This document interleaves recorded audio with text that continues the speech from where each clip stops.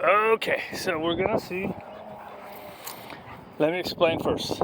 So the disruptor is whatever words you want to use. Just like anything, you can use any words you want. So, hey! Right, so see how he stopped? So then you're gonna grab and stop. That was nothing ugly. I just wanted to show you, right? So then you wait until they settle down a little. Okay. Right, so what he was doing wasn't bad. Sometimes when I initially group, I stop it just to be stopping it, right? But also sometimes the pinning I don't like. It just depends, right? But you saw how they stopped. It's because of the physical. So a lot of times I'll do hey and a clap. I'll go, hey! And then you just go and, so now I'm holding her too. Right, if you got both of them, you just hold them. He's looking, she's not looking, right? It's hard to do one-handed. Okay. And so when you grab them, especially initially, what they might do is kind of try to wriggle, and you just got to hold on until they settle down and look at you, right? You can say, it's like anything. You have the word, the verbal cue, the physical cue, and then the consequence. The consequence could be good or bad. So like right here, if you don't like that, anything you don't like, you just start disrupting. Hey! Right? So there was her, and you're gonna hold on to her until the second look. If he tries to get her space, okay. If the other dog tries to get in the space of the one you're holding, you just use your foot to keep him away.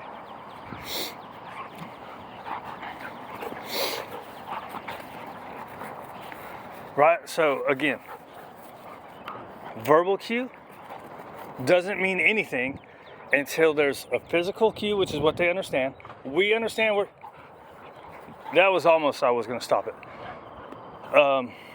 We understand verbal, they understand physical, right? So in order to get them to understand verbal, there has to be a physical. Now the physical doesn't really mean anything unless there's a consequence, right? Consequence can be good or bad. So say you're luring a sit. You go sit and you do the lure, the dog sits, you mark good and reward, right? That's the positive consequence.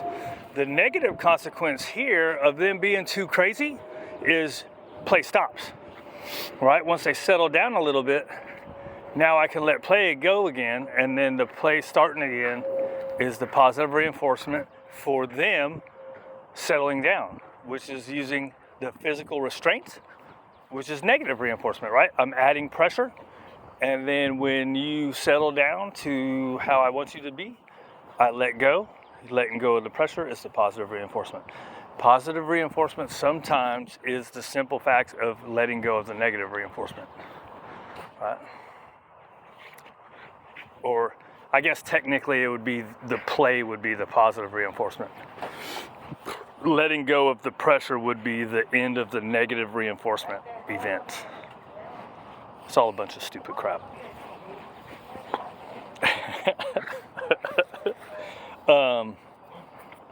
Right? So sometimes in play, I stop it just to stop it initially, right? And then as I know the dog a little better, I'll let them do kind of a lot more as they go in the swamp.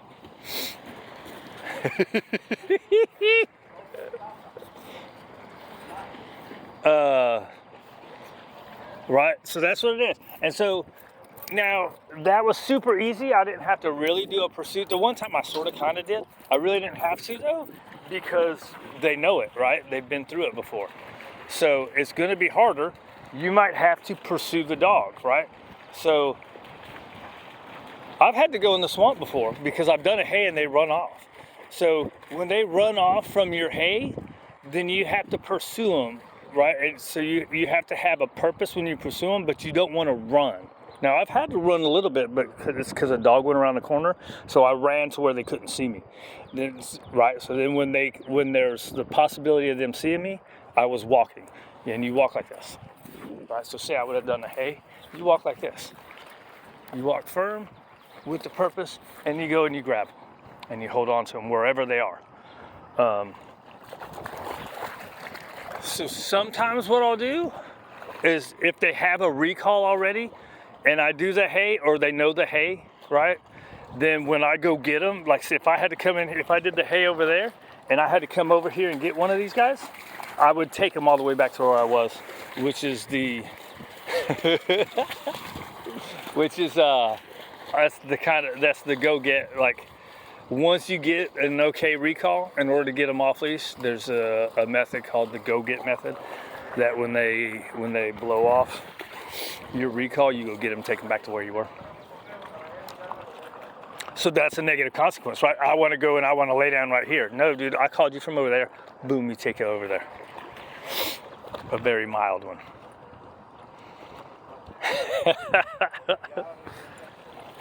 Right, so that's the disrupting thing. So here's the other part.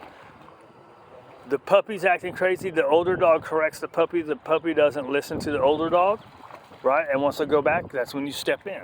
You're advocating for your other dog. So say that's your older dog and he's trying to mess with it.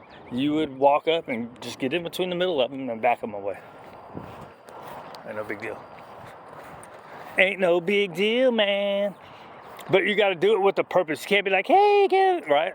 And I don't even usually talk. Once I do it, I don't talk to them. Every once in a while, if they're being a jackass, I'll do hey, right now, kind of thing. Hey, good boy, right? Some people do their disruptor word with food right away. I usually, once I've done a few with the physical restraint, good girl. Once I've done a few with the physical restraint, then when they turn and come to me, then I can reward that. But oftentimes, they're just so jacked up that the food's not going to do anything anyways. So you have to, especially these puppies that have learned to be kind of crazy, right? You have to get them to understand to stop first. And then now that you understand to stop, now I can reward the behavior that you're giving me.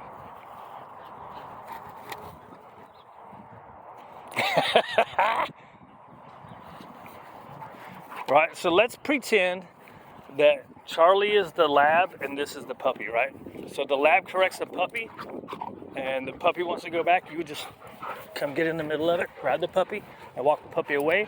When the puppy stops looking at the other dog, see how she's looking back? She looked at me, but I want to keep going. There the other dog comes. Now since the other dog approached, I can let it go. Does that make sense? But you might have to stand in the middle. You're not going to get a fight. The puppy hasn't learned to be a butthead yet, but it could get there, right? Or the older dog could be like, dude, I got to escalate because the puppy's not listening. So that's why if the puppy's not listening to the older dog's correction, we have to advocate for the older dog and step in the middle of it. That's going to do two things. One thing, the puppy's going to start learning, oh, I'm supposed to stop when that dog does that, or else the person's going to come in and stop play altogether. And they don't want that. They want to keep playing.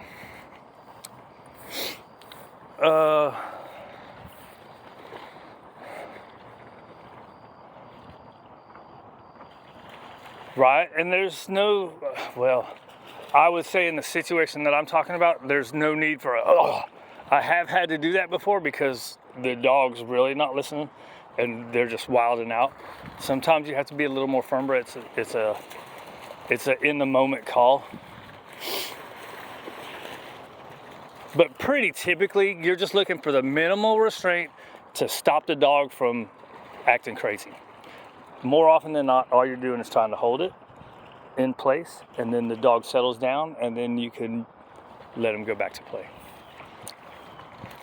Now, if the puppy's being particularly annoying to the older dog, you take the puppy totally out of the situation. Say, all right, dude, 2 or 3 times, like say 3 times, I've had to stop you after the dog corrects you. You know what? This is the last piece. What is it? The last foot? Stepped on the last step? Well, I don't know, whatever. So then the dog's particularly obnoxious, boom, inside into the crate, right? Because sometimes they get just so jacked up that they're not going to come down. And the only way to get them to come down is to take them totally out of the situation.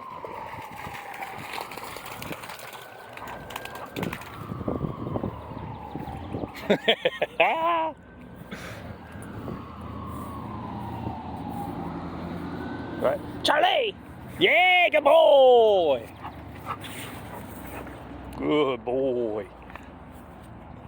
So, just because she's pooping, once she's done, sometimes they're obnoxious when they're trying to go to the bathroom.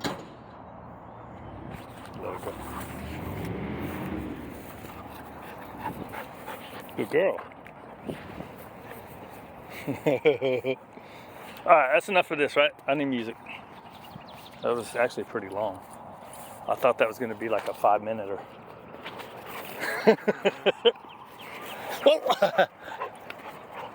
Gotta watch out when you're standing in the middle of the arena.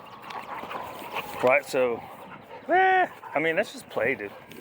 Sometimes they start getting real nippy. Hey! Right, you see? Right?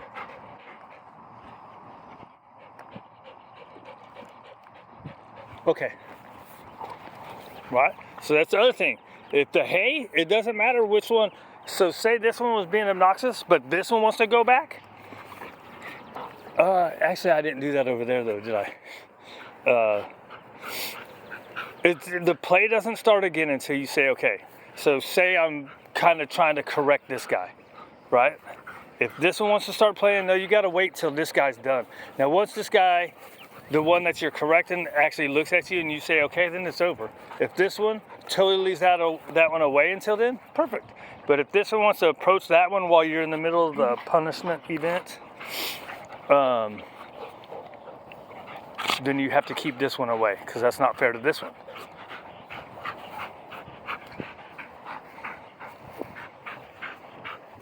You guys ready to walk? I forgot to give him his breakfast while I had the other group out. Alright, anyways. Out of here. Right? So look, he's starting to get frustrated. So let's hold on. They're lovers.